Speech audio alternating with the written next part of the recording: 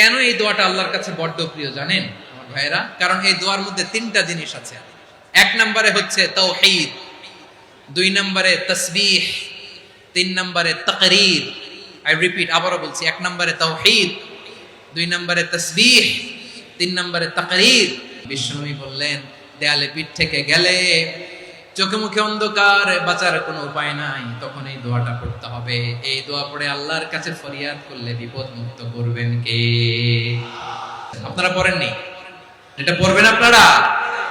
এমন বিপদ মাঝে মাঝে হয় না, দেয়ালে পিঠ থেকে যায়, চোখে মুখে অন্ধকার, কি করব দিশা খুঁজে পাই না, এরকম হয় কখনো?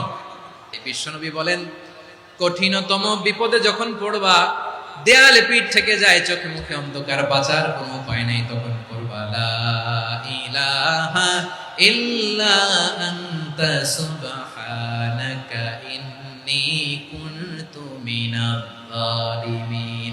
আল্লাহ, তুমি ছাড়া কোনো ইলাহ নাই, তুমি পবিত্র, নিশ্চয় আমি জালিমদের অন্তর্ভুক্ত। সুবহানাল্লাহ বলেন।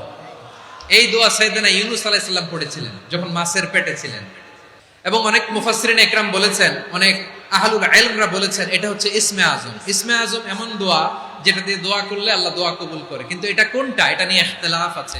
কোন কোন আহলুল ইলম বলেন এই লা ইলাহা ইল্লা আনতা সুবহানাকা ইন্নী কুনতু মিনাজ জালিমিন, এটা হচ্ছে ইসমে আজম। সাইয়েদনা ইউনূস আলাইহিস সালাম পড়েছেন, আপনারা পড়েননি? এটা পড়বেন আপনারা। এই দোয়া পড়ে সাইয়েদনা ইউনূস আলাইহিস সালাম মাছের পেট থেকে রক্ষা পেয়েছিলেন। রক্ষা করেছিল কে? তুমি ইউনূস নবী রে যখন খাইলো মাছেতে গিলিয়া, ফেরেশতা পাঠাইয়া দিলে ইসমে আজম দিয়া, প্রাণে ছিল যাহার ভয় সেথা পাইল আশ্রয়, প্রাণে ছিল যাহার ভয় সেথা পাইল আশ্রয়, মাছের পেট হতে সে যে পেল পরিত্রাণ। আল্লাহু আল্লাহু তুমি জাল্লে জালালুহু, শেষ করা তো যায় না গে তোমার গুণগান।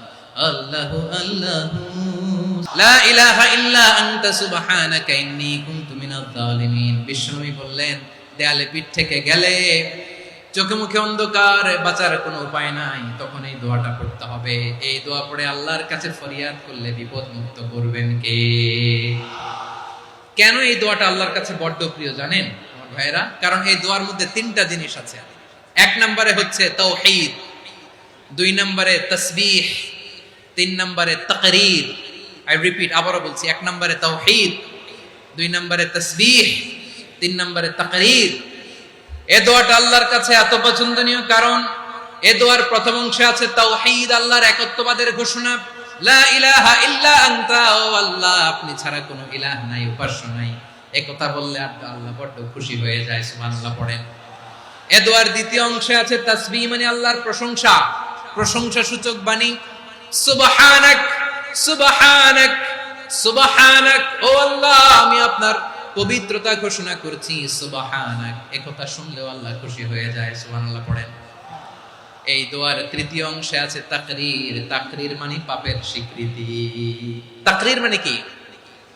তাকরীর মানে পাপের স্বীকৃতি। এই দোয়ার তৃতীয় অংশে আছে ইন্নী কুনতু মিনাজ জালিমিন, ও আল্লাহ আমি জালিমদের অন্তর্ভুক্ত। আল্লাহ আল্লাহ আমি জালেম, আল্লাহ আমি ভুল করেছি, অন্যায় করেছি, আল্লাহ আমি জালেমদের অন্তর্ভুক্ত। এই পাপের স্বীকৃতি, অ্যাকনোলেজমেন্ট আল্লাহ বড্ড পছন্দ করে। যখন আল্লাহর কাছে আপনি ছোট হবেন, ছোট হতে হতে যত ছোট হবে, ওই দৃশ্যটা দেখতে আল্লাহ বড্ড পছন্দ করে। সুবহানাল্লাহ বলেন। তিন নম্বর অংশ ইন্নী কুনতু মিনাজ জালিমিন, আল্লাহ আমি জালেমদের অন্তর্ভুক্ত। সাইয়েদনা আদম আলাইহিস সালাম ভুল করে যখন নিষিদ্ধ গাছের ফুল খেয়ে ফেললেন, ফল খেয়ে ফেললেন, আল্লাহ বললেন, আদম ক্ষমা পেতে চাইলে তুমি আর হাওয়া মিলে স্বীকৃতি দাও, পাপের স্বীকৃতি আর পড়ো, রব্বানা যালামনা আনফুসানা ওয়া ইল্লাম তাগফির লানা ওয়া তারহামনা লানাকুনান্না মিনাল খাসিরিন। ও আল্লাহ আমি আদম আর হাওয়া, যালামনা আনফুসানা, আমরা আমাদের নফসের উপর বড্ড জুলুম করেছি। আল্লাহ ওয়া ইল্লাম তাগফির লানা ওয়া তারহামনা, আপনি যদি ক্ষমা না করেন, আপনি যদি দয়া পরবশ না হন, আপনি যদি রহম না করেন, আমরা তো ক্ষতিগ্রস্তদের মধ্যে শামিল হয়ে যাব। এই দোয়া করার সাথে সাথে সাইয়েদানা আদম আর হাওয়া আলাইহিস সালামকে ক্ষমা করে দিলেন কে? তাহলে এই দোয়ার 3 নাম্বার অংশ তাকরীর, এটা আল্লাহ বড় পছন্দ করে। আমার কলিজার টুকরা ভাইয়েরা, গুনাহ করে শিকার যেতে হবে, এটা আল্লাহ ভালোবাসেন। সাইয়েদনা আবু বকর রাদিয়াল্লাহু তাআলা আনহু বিষ্ণু ইসলামকে বললেন, ইয়া রাসূলুল্লাহ আল্লিমনি দুআআন আদউ বিহি ফি সালাতি। নবী হে, আপনি আমার এমন একটা স্পেশাল দোয়া শিখায়া দেন যে দোয়াটা আমি নামাজে পড়ব।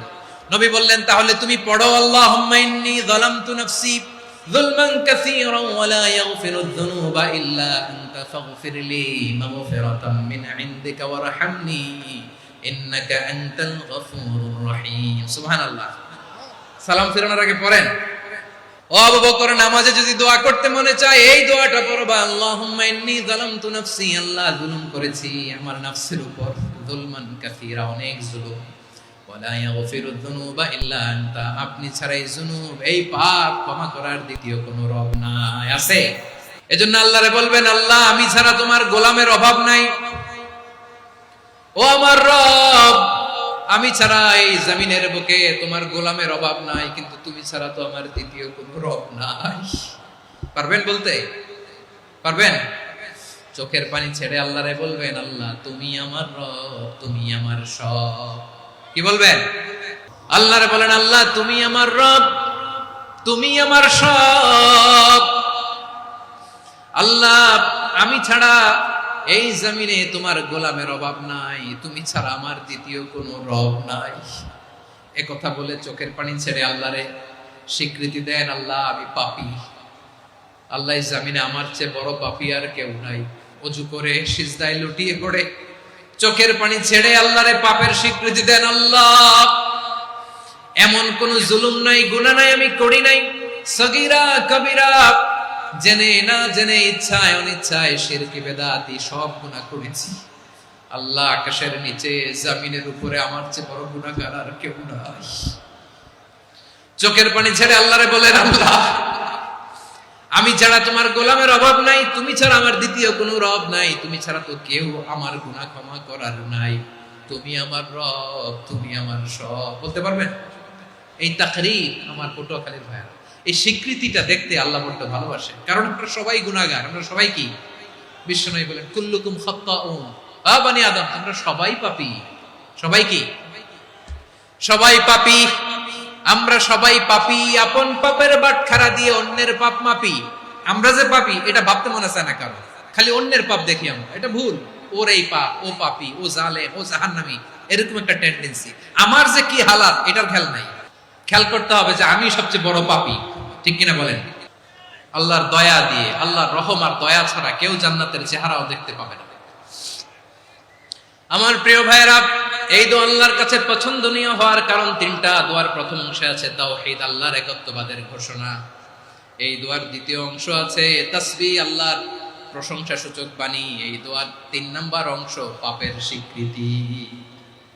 তাহলে আমরা সবাই গুনাহগার, আমরা আল্লাহর কাছে পাপের স্বীকৃতি দিয়ে বলবো, ও আল্লাহ ইন্নী কুনতু মিনাজ জালিমিন, আমরা জুলুম করেছি, পাপ করেছি, অন্যায় করেছি, আল্লাহ বুঝতে পারি নাই, শয়তানের ওয়াসওয়াসায় পড়ে, বন্ধুর পাল্লায় পড়ে, নফসের খায়েশ মেটাতে যে আল্লাহ করে ফেলেছি। তুমি গুনাহ না মাফ না করলে আমাদের গুনাহ মাফ করার দ্বিতীয় কেউ নাই, ঠিক কিনা বলেন? এভাবে অনুতপ্ত হয়ে যদি আল্লাহর কাছে দোয়া করেন, দেয়ালে পিঠ থেকে গেছে, কোন রাস্তা নাই বের হওয়া, ওই মুহূর্তেও আপনাকে বিপদ থেকে উদ্ধার করবে কে?